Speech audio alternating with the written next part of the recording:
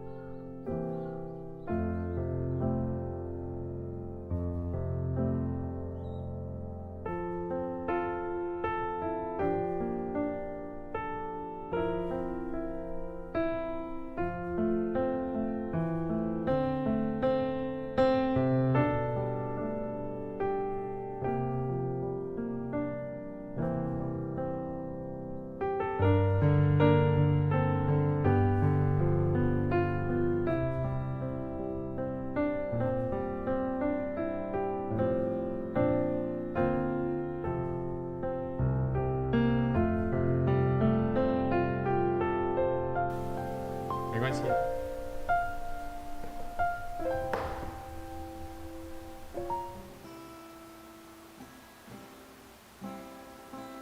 得它谱怪怪的。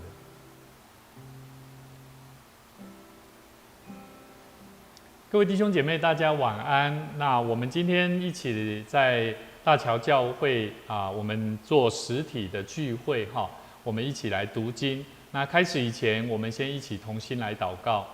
感谢天父，你带领我们一起在上帝的面前，我们要透过你的话语来经历神你的圣灵的感动，也透过你的话语能够明白更多生命的智慧。求神引领我们，让我们一起在安静里面，在安静的内底来体会到上帝你的平安跟祝福。恳求上帝你嘛引带，无论伫观看直播的内底兄弟姊妹，以及要来到阮中间的兄弟，愿神都保守他们的心，也保守他们的脚步。我们向你献上祈求跟感谢的祷告，愿你的灵也在我们当中。祷告奉主耶稣基督圣名来求，阿们。好，我们一起来唱一首诗歌圣灵，请你来。圣灵，请你来，在我们生命里面，我们都需要无时无刻恳求圣灵来到我们的生命里面，来帮助我们，来祝福我们的生命。好叫我们的生命能够让我们更爱神。那在圣灵的引导里面，能够走在神的道路上。我们一起用这首诗歌，一起来唱。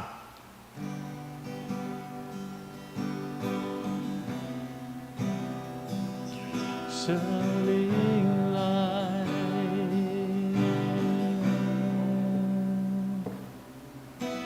圣灵，请你来充满我心，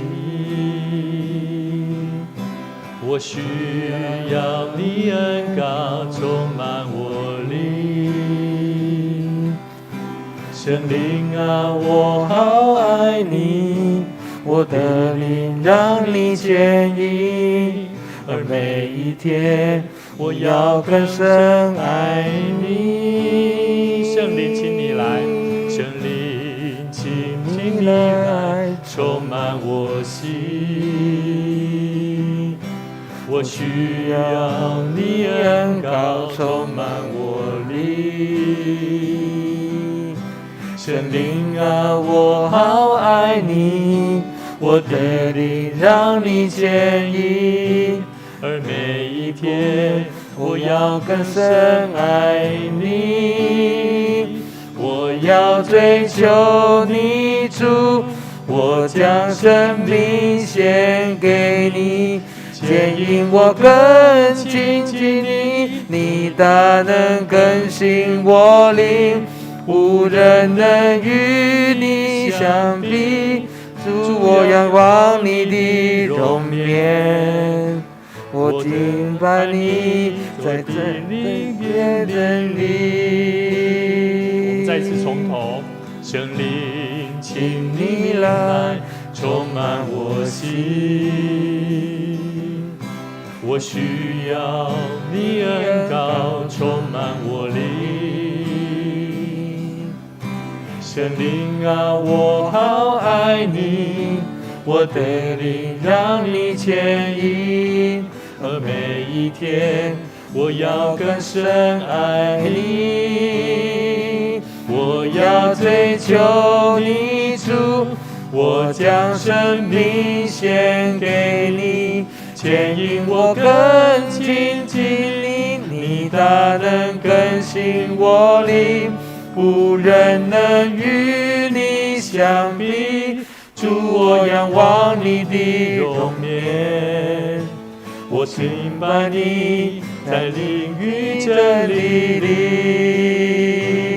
我要追求你主，我将生命献给你，牵引我更亲近你，你大能更新我灵，无人能与你相比。主，我仰望你的容颜，我敬拜你在灵与真理里。我敬拜你，我敬拜你在灵与真理里。主，我们向你献上感谢，愿你的灵充满阮，互阮时常靠着圣神的气力来敲找阮生命中的智慧。主，当阮伫生命内底，伫管理教会内面，阮需要对你遐来的智慧，建立人甲人美好的关系，毋是伫阮人家己本身的看法来较赢过圣神感动的看法。求上帝你帮助阮，互阮会当伫和谐、温暖、互相彼此鼓励甲激励内底，来得到生命智慧的心。求上帝你嘛带念伫这疫情当中受影响的教会，甲每一个兄弟姊妹的生命，互阮的心怀意念常常活伫上帝你爱阮活出的生命中间。虽然环境如何，阮的心要永远敲找主你的心意。愿神你的恩典、你的话语再次充满我们的心，好叫我们的生命得着喜乐的盼望。祷告奉主耶稣基督圣名来求，阿们。大家平安。今天我们要一起来看马太福音书第26章，第26章第14节，我们今天要看到第35节。我们一起来看马太福音书第26章14节。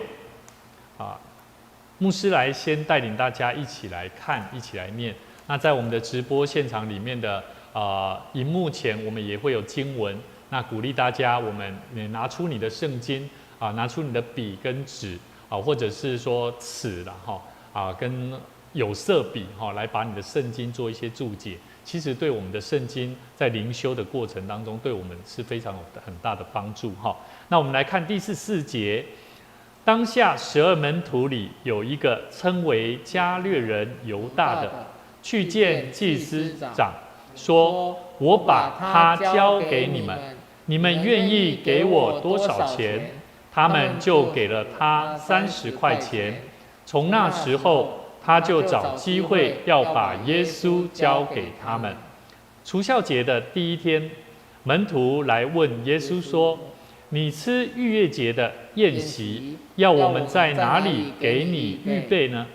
耶稣说：“你们进城去，到某人那里，对他说：‘夫子说，我的时候快到了，我与门徒要在你家里守逾越节。’门徒遵着耶稣所吩咐的，就去预备了逾越节的宴席。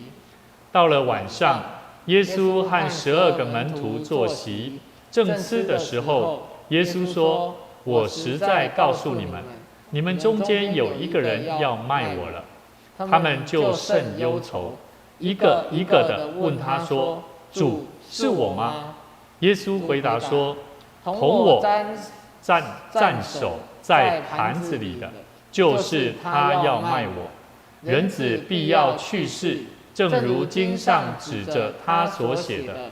但卖人子的人有祸了，那人不生在世上，倒好。’卖耶稣的犹大问他说：‘拉比，是我吗？’耶稣说：‘你说的是。’你们吃的时候，耶稣拿起饼来，祝福，就擘开，递给门徒，说：‘你们拿着吃，这是我的身体。’又拿起杯来，祝谢了，递给他们，说：‘你们都喝这个，因为这是我立约的血，为多人流出来，使罪得赦。但我告诉你们，从今以后，我不再喝这葡萄汁，直到我在我父的国里同你们喝新的那日子。’他们唱了诗，就出来往橄榄山去。那时，耶稣对他们说：‘今夜你们为我的缘故都要跌倒，因为经上记着说，我要击打牧人，羊就分散了。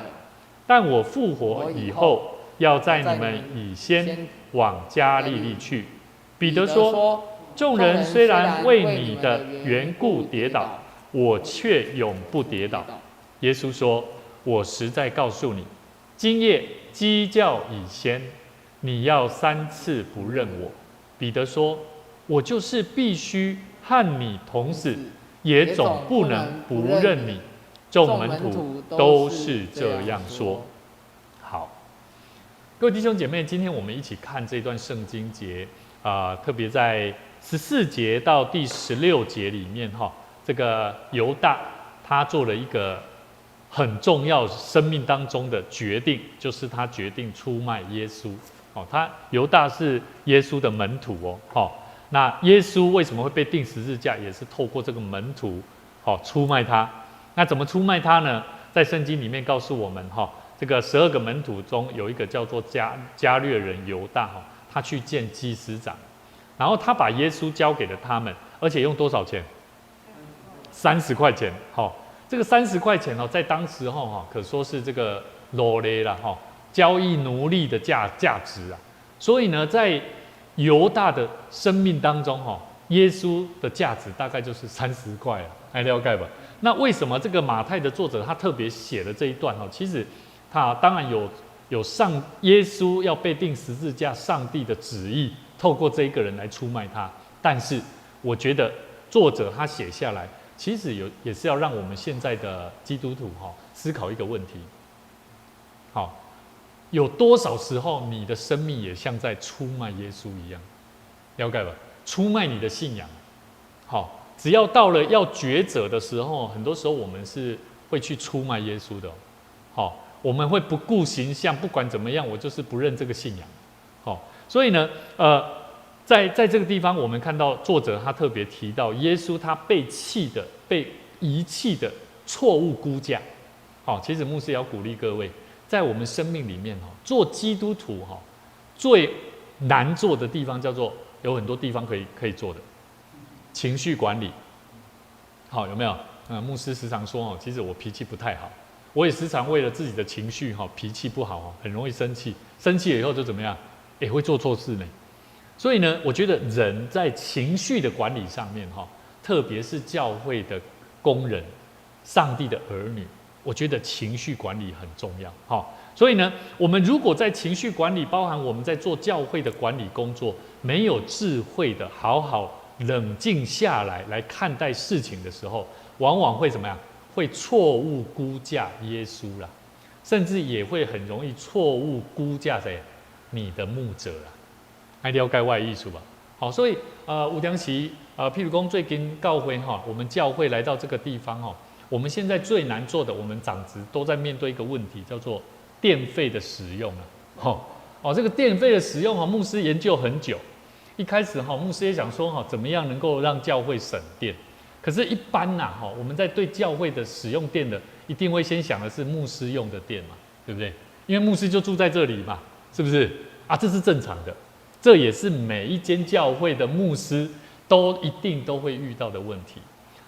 但是我们如果做教会的管理者、长老或执事，或者是教会的弟兄姐妹，我们怎么看待教会的工作、管理工作，那就要非常有智慧。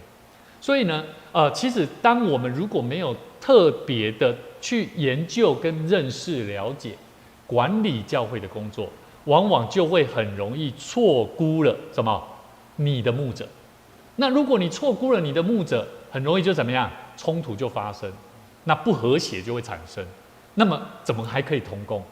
所以牧师会鼓励各位哈，我们真的要认识了解。你知道牧师后来在这几个月，特别这几天，我们的同工把这个资讯传上来以后，我就好好去研究一下。我发现其实这是正常的，而且反而是合理的，而且连我们自己的使用还并没有超估。好，但是我们要怎么样认同？这就是需要学智慧了。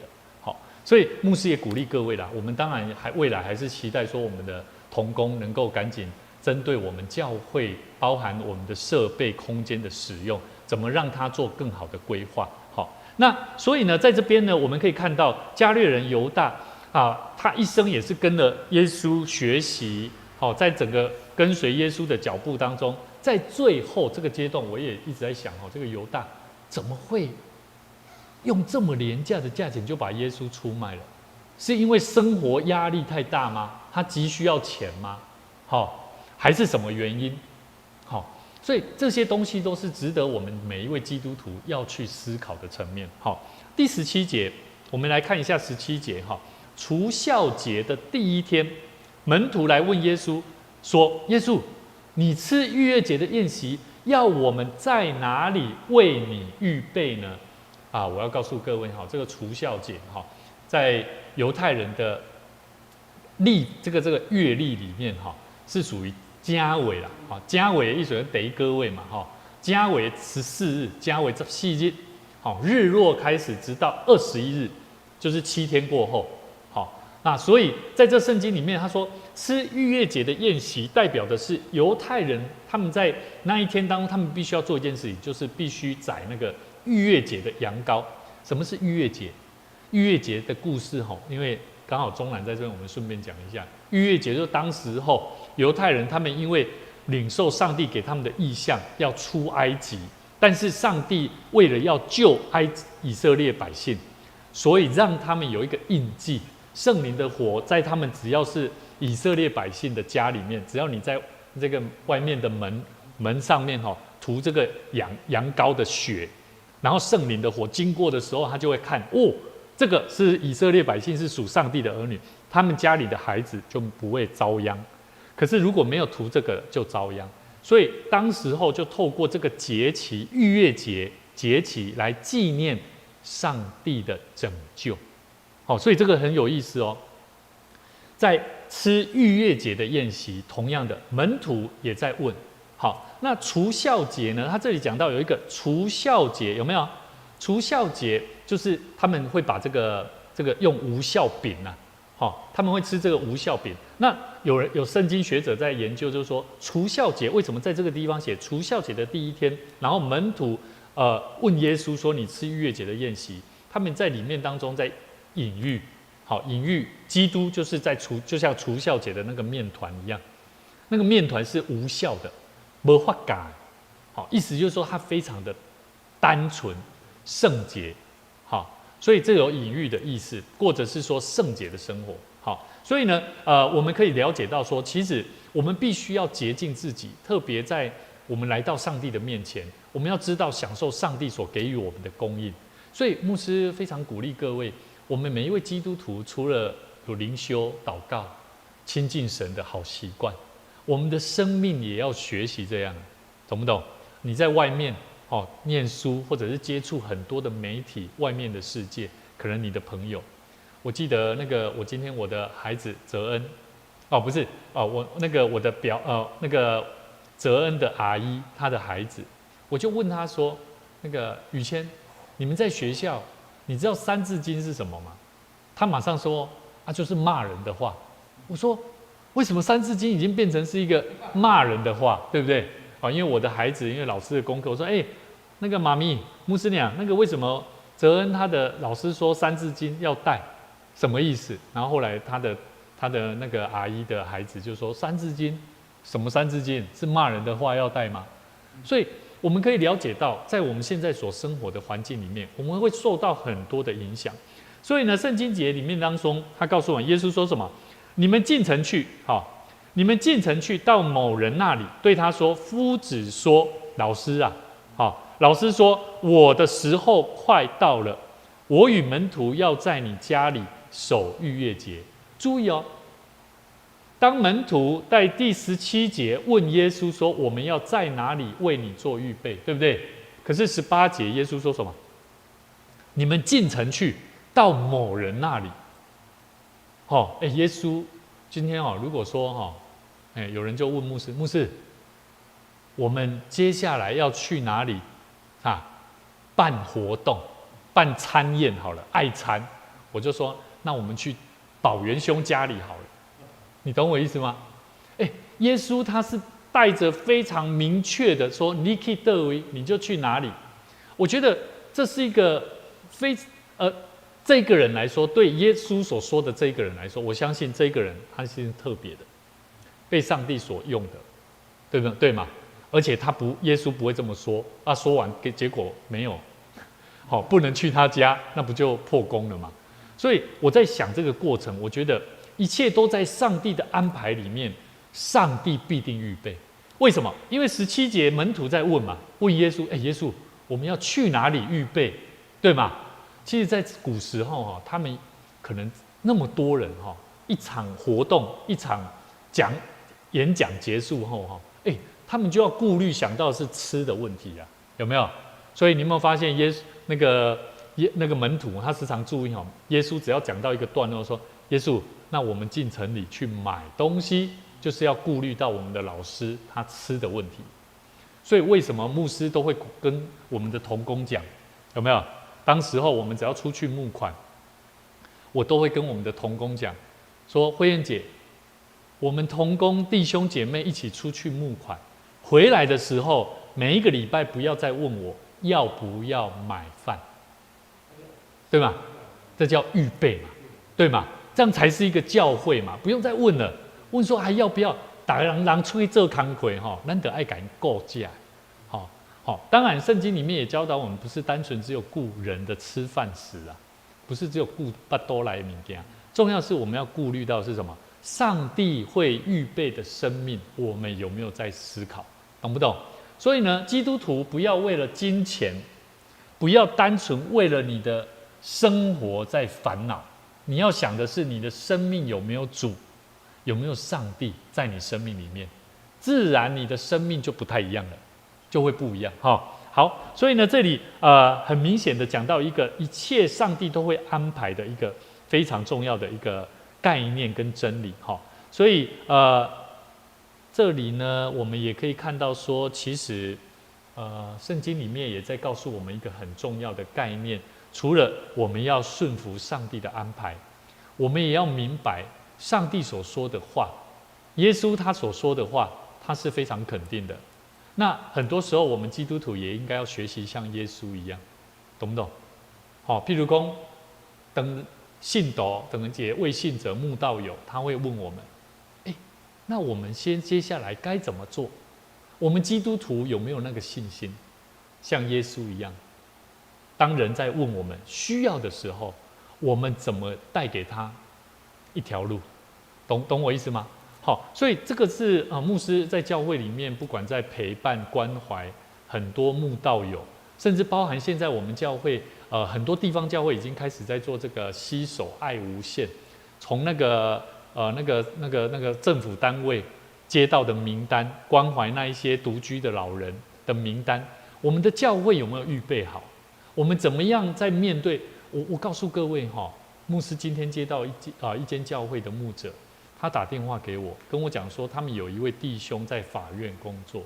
这一位弟兄，他的朋友也是在法院跟他一起工作。他的朋友的妈妈住在东桥地区，因为他独居，但是不是独居，他是白天自己一个人，他还有请这个叫做日照、长照但是他妈妈高龄，他希望能够透过教会能来关心，所以我牧师其实非常的渴望我们的教会能够把传福音的工作放在我们每一个人的生命当中，因为传福音的工作在每一个人基督徒，特别是基督徒，很多人比较不会那么的认同。为什么？因为我们会认为我们还不够。第二个，我们会认为我们不知道带给他什么。第三个，我们会觉得我们可以吗？懂我意思吗？这是所有每一个人都会想到的，但是也成为牧师过去我也想到的问题。其实牧师我们在从神学院做教育，但是我们很少讲到传福音，我们都只知道那是耶稣所传给我们的使命，可是那不是我们在神学院所教导的。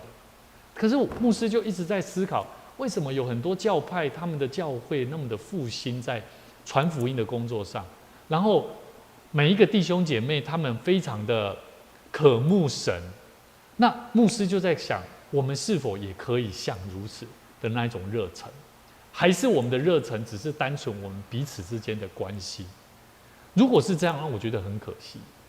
所以当我们的教会如果开始慢慢放在这个对焦在传福音上面的时候，我相信昨天这个子安一定可以体会到。我们昨天青少年玉兴，就像新朋友，玉兴是牧师在4、5点的时候，我的妈妈我爸爸就跟我讲，你们有没有打电话给他？我说好，我马上打。他就说好，我待会就过去。第一个，第二个，陈龙我就再打一次。子安，陈龙你有没有接到他的消息要来？有嘛？他还带着他的朋友来，有没有？这样就2个了。昨天子安也有带着他的朋友同学来，叫定华，这样总共几个了？3个。昨天建威他有约了一个叫炳勋，也高一生，这样就几个学生了？4个。所以有没有发现？其实我们人跟人之间都有朋友，你不管你冇朋友嘛，有没有？冇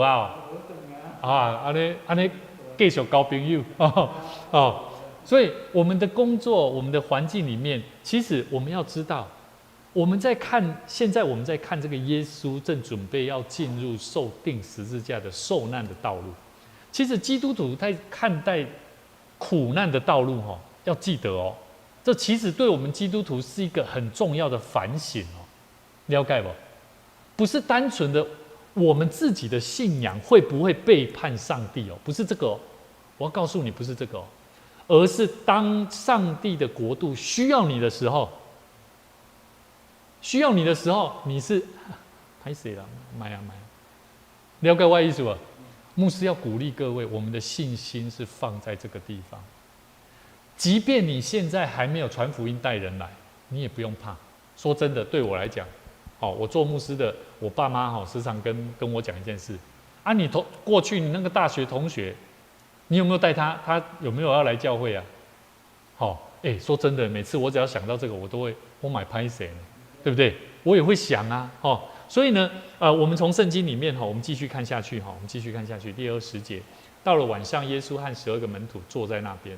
在吃的时候，耶稣他说了第一次的警告，这个警告是上帝的警告。他说什么？我实在告诉你们你们中间有一个人要卖我了。好，他们就忧愁，一个一个就问主耶稣，是我吗？是我吗？好，注意好，在这里其实你们觉得犹大他会还在那里吗？伊嘛是还搁里亚嘛但是后来应该就走啊有机会有机会的话，我们可以看约翰福音第13章，看13章的26节，我们一起来看一下好了，翻一下约翰福音第13章后面马太、马可、路加、约翰。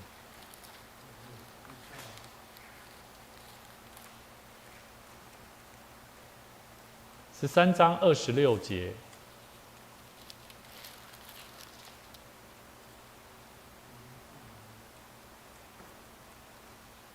翻到了吗？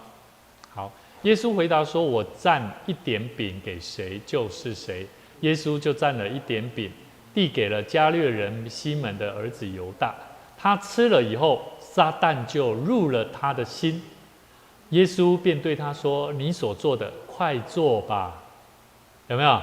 同席的人没有一个知道是为什么对他说这话。有人因犹大带着钱囊，以为耶稣是对他说：“你去买我们过节所应用的东西，或是叫他拿什么周济穷人。”犹大受了那点饼，立刻就出去。那时候是夜间，有没有发现？耶稣传的那个饼给这些门徒，有没有？然后就跟犹大说什么：“你所做的代志我拢知啦，你要做紧去啦，你紧去啦。”然后坐在一起的这些门徒，其他人以为说耶稣在跟他讲说不如可能他拿着钱应该是耶稣要他去买该买的东西啊，有没有？所以我们再翻回来，我们再翻回来，有没有？耶稣回23节，耶稣回答说：“同我蘸手在盘子里的，就是他要卖我的。”其实这是作者他特别把它写清楚一点。我觉得在正在吃的时候，那个时候耶稣在20节的时候，有没有？那个时候应该是犹大应该怎样？正在吃的时候之前，那个时候犹大就已经出去了，对吗？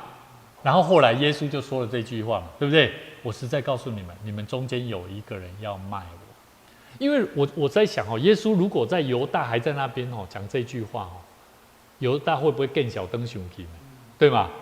所以我觉得这个还蛮有道理的蛮有意思的。如果你发现说耶稣怎么讲这个话好犀利你就去看一下后面的马太、马可、路加哪里有讲到同样的故事，我们就可以略知一二了好，那我们继续看下去其实耶稣就回答说：“同我蘸手。”这个蘸它就是东西去沾一点液体。他们在古时候他们在吃这个面包呀，他们会沾一些酱汁酱料啦然后呢来做分享所以我们要知道我要问各位，这个26节特别讲到26节，他们吃的时候，耶稣拿起饼，你有没有参加那个圣餐？有嘛有没有看到耶稣牧师就说什么？这个是我的身躯这个就是我的身体，就是耶稣当时候所说的。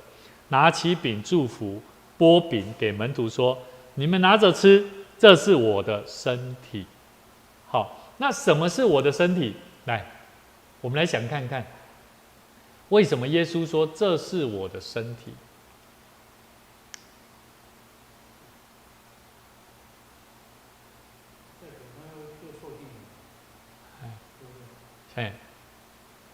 受定的耶稣，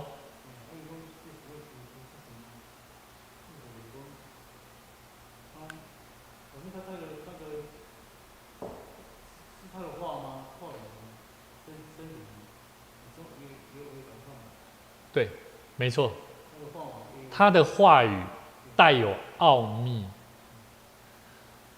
咱哪看迄个啥？你哪看做者领袖领导者有一种特质，伊边的跟随者做想要从他身上，从他讲的话语，从他的行为去学习来。所以为什么耶稣他说这是我的身躯，为你们所拍破。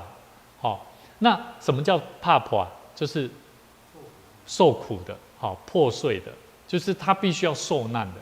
所以为什么牧师会说，其实基督徒不受难不行有些时候过去曾经有信徒也会说，牧师，你讲的话可不可以不要那么的犀利啊？我就说很难呢。不对的事情不讲怎么办呢？要讲多好听讲得太好听不知道人听不听得懂呢？你了解我意思？应该听无嘛你讲上好听的人会感觉哇，你讲的话好好听就只是拍拍手，懂我意思吗？但是这个话语有没有办法到他的心里面、生命里面那又是一个很重要的关系所以其实我们不管是讲的人还是听的人，我们都要彼此建立一个关系，叫做彼此学习的心好，所以呢我们从第21节到第25节从21节到25节很重要，就是我们如何听上帝的警告21节嘛你们中间有一个人要卖我，这个是不是警告？有没有？那当我们对上帝的爱警告当中，我们如何去面对？你有没有发现这些门徒他说什么？是我吗？是我吗？我要问你当牧师在跟你们提醒警告的时候，麦公牧师应该比较少在警告了，但是牧师在有时候讲话会说，咱哪不按那走会安怎？有没有类似的情况？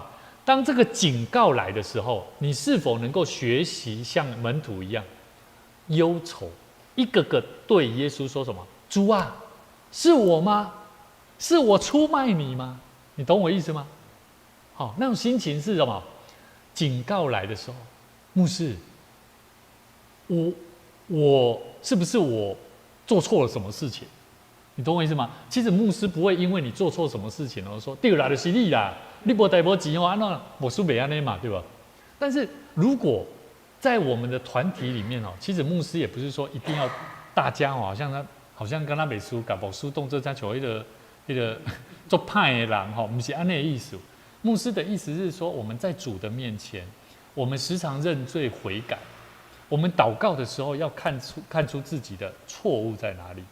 中南，譬如说你来教会，你到家里面的时候，当爸爸妈妈在念你的时候，你会不会很不舒服？会不会？有些时候会。有些时候你很想要来教会，很想要很多时间在教会，可是家人就会跟你讲，你怎么每天都去教会家里都不用管了，是不是？会不会？有没有？有没有类似的情况？应该没有，感谢主。好，感谢主。以前牧师就有经历过，每天都想要跑去教会，可是我在家里面该做的事情就没有做。后来我反省一下，想一想，不对啊，我自己该做的事情，我有没有反省啊？好，所以呢，其实这里他讲到一个很重要，就是说上帝的警告，我们怎么样要有所提防，我们到底自己有没有做好，有没有去做好？所以我们来看26节到28节，他们吃的时候，耶稣拿起饼，然后做祝谢，说这个是我的身体，然后拿起杯，说这个是用我的血所立定的约定。那为多人流出来的，我们看一下第27节。27节，为多人怎么样流出来的，使罪得赦免。所以我们在守圣餐喝的那个葡萄汁，那个代表的是耶稣基督的血，为我们而流的。每一次我们喝的时候，要去纪念他。除了纪念他，你就要怎么样？你就要真正认识到你的生命是什么？跟基督一样，是被洗净的。这样懂了吗？是被洗净的意思，就是说你还可以再犯错吗？不可以啦，尽量啦，努力啦，尽量学习啦，不要再犯，不要再犯。所以呢，其实我们在圣礼典当中，我觉得我们吃的饼不是普通的饼，我们喝的不是普通的，你懂我意思吗？那个叫做仪式感啊。但是那个仪式感是有它的奥秘跟真理在的。那这个东西不是不认识神的人他能够体会，他顶多我记得我还小时候，我国中的时候不认识这个信仰我都一直觉得妈妈我也好想要喝哦，然后我好羡慕那个牧师哦，因为他那一杯好比较大杯。可是呢，现在牧师都会提醒我们同工那个倒那一些不要倒太多，因为感觉牧师在喝太大声都会咕噜咕噜。这是题外话了这玩笑话但是呢，其实我们可以了解到其实在我们生命里面我们都必须要把我们一些舍不得丢的东西，我们都会留在身边。可是当我们把那个舍不得丢的东西留在身边的时候，往往那些东西并不是最好的。我们其实要把我们的生命里面把那个最好的，就像耶稣基督他的话语，还有像耶稣基督他所领受的要救赎的恩典，摆放在我们的生命里头。好，我们来看一下第28节，这是我立的什么？我立约的血啦。好，所以呢，我们要记得这个立约的血呢，它代表的很重要，就是说我们不要在奉献自己为主所用的时候，我们却让我们自己的里面往往都是蛮有像外面世界的那一些元素。你知道我意思吗？有真多人做主的刚做领金，但是一等去厝里的时阵，伊生活中嘴所讲、手所做的工课，跟迄一般外邦人没有信仰的人是一模一样的。哇，我都会觉得他身上所流的那个血是到底是魔鬼的血，还是上帝洁净的生命？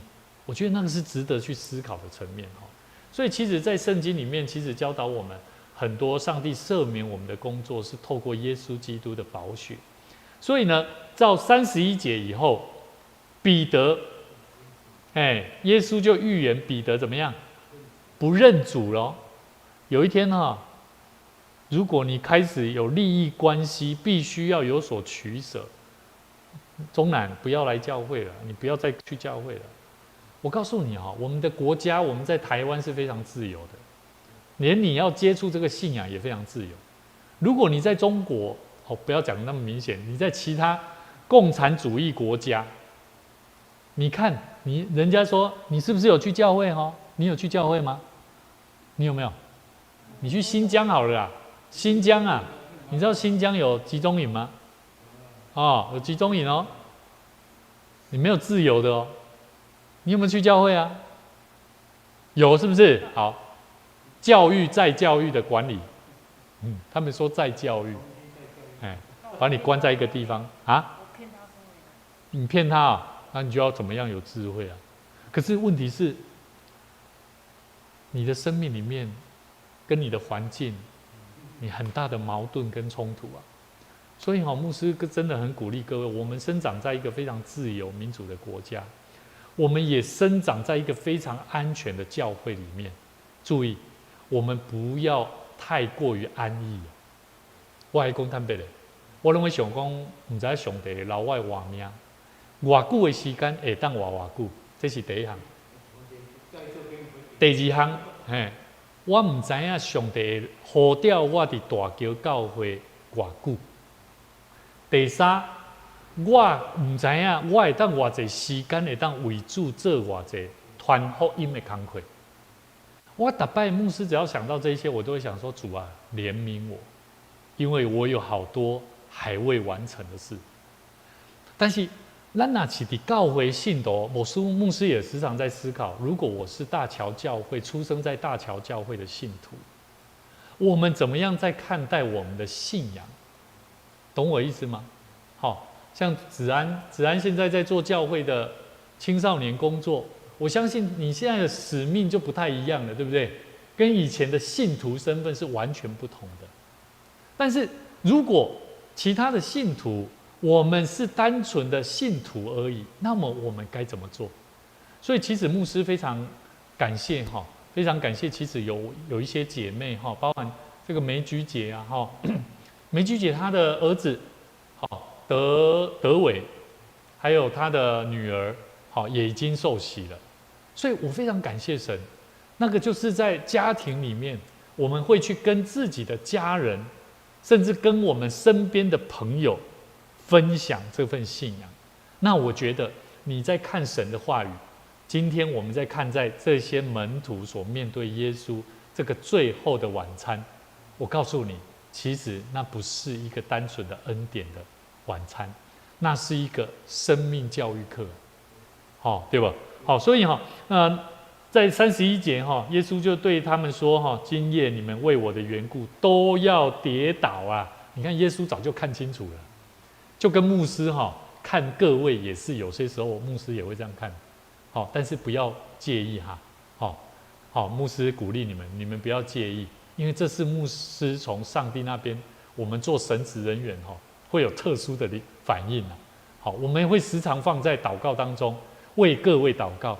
但是我对于每一个信徒的生命状态会有的敏感度，所以呢，耶稣也一样，你们为我的缘故都要跌倒，什么意思？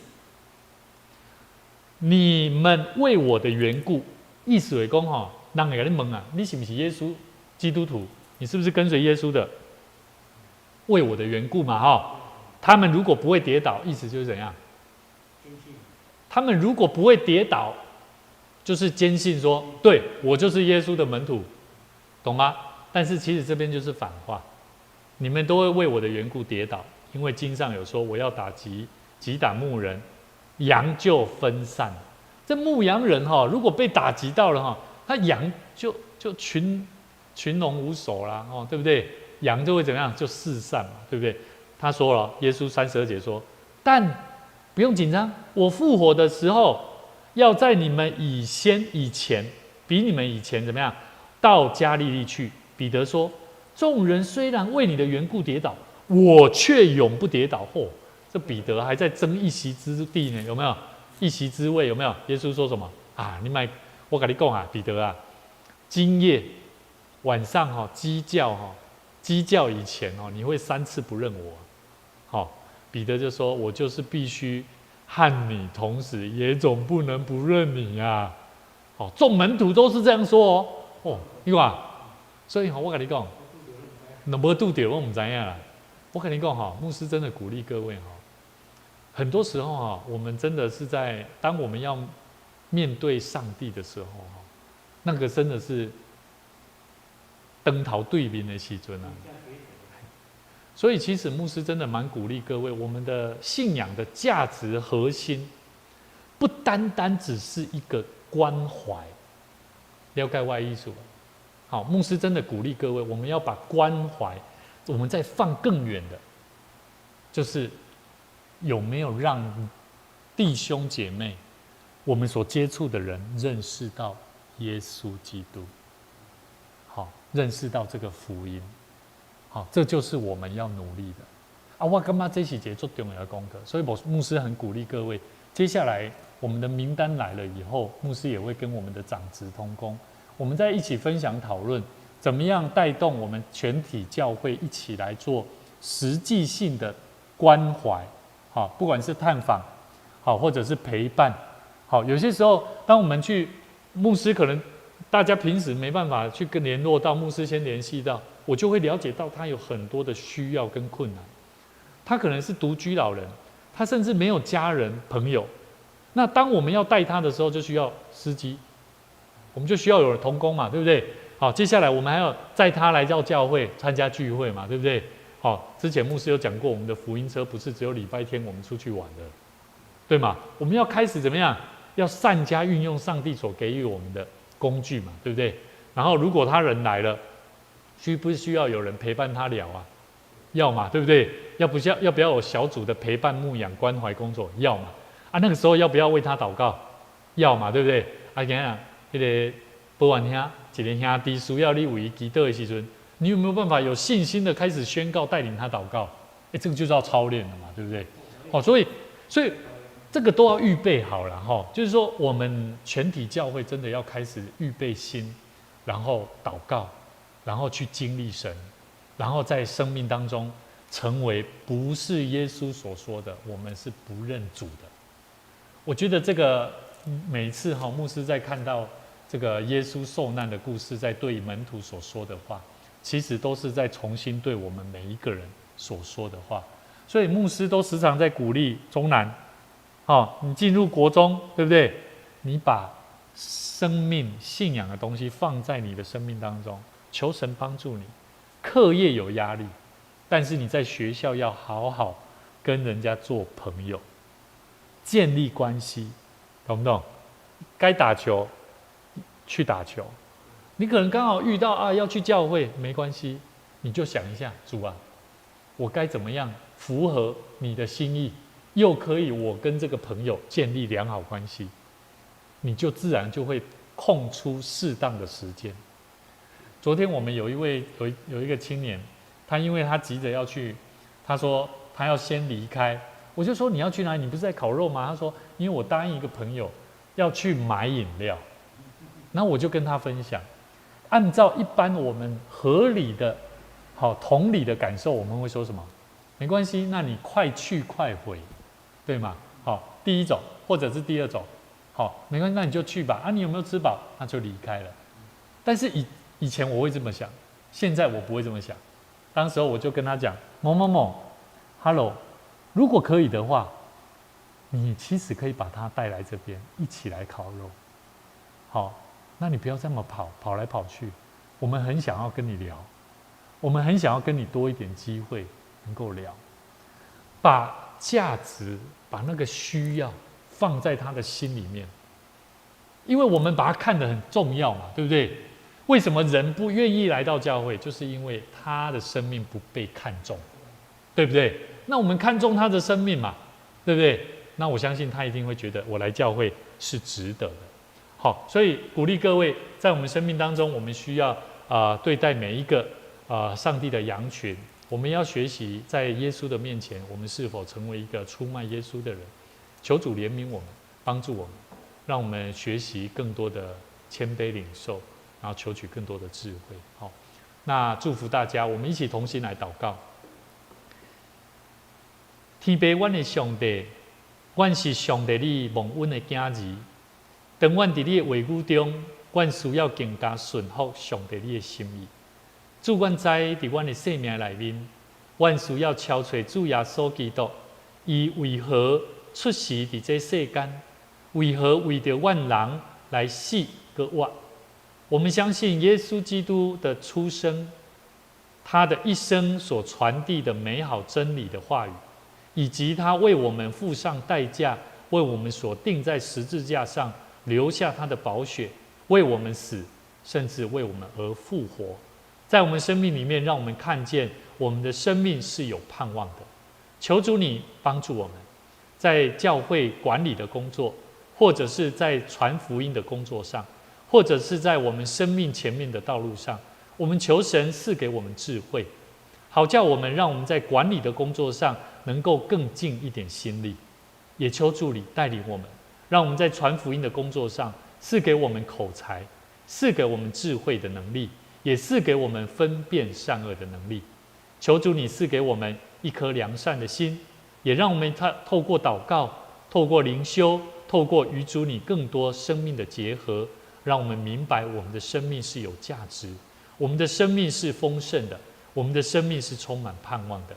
求主你继续带领我们每一位年轻朋友，还有每一个弟兄姐妹生命当中所领受的真理，好叫他们的生命能够成为一个活生生的见证人。在你面前献上我们的感谢，祈求祷告，奉主耶稣基督圣名来求，阿们。好，我们今天聚会就到这边哈，德祥。